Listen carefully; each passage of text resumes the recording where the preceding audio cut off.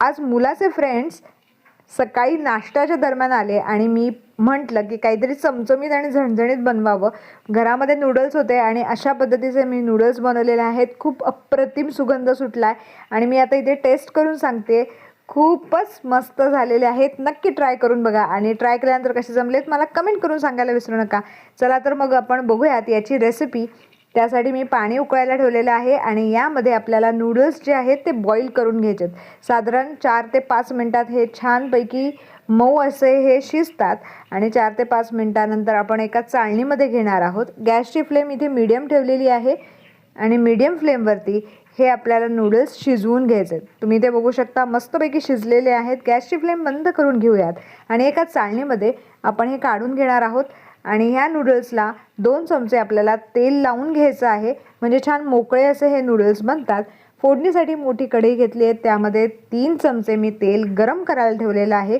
तेल गरम झाल्यानंतर त्यामध्ये जिरं घालून घेऊयात. जिरं नंतर आपण हिंग घालून घेणार आहोत आणि हळदही घालून घेणार आहोत.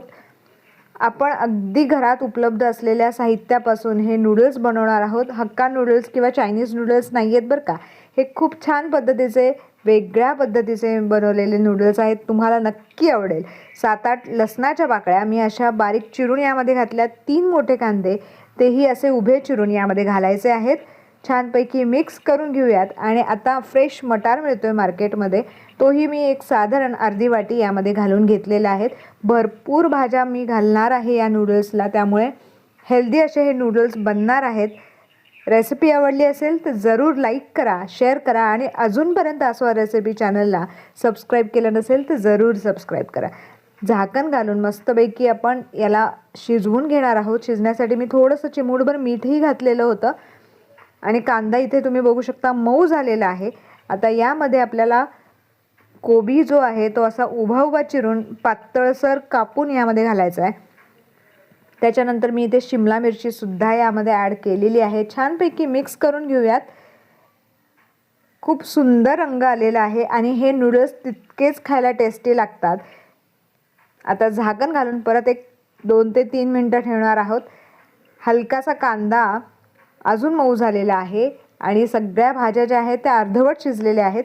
टमॅटो घालून घेऊयात आणि चवीनुसार आवडीनुसार मीठ घालून घ्यायचं आहे. लाल तिखटसुद्धा यामध्ये घालायचं आहे.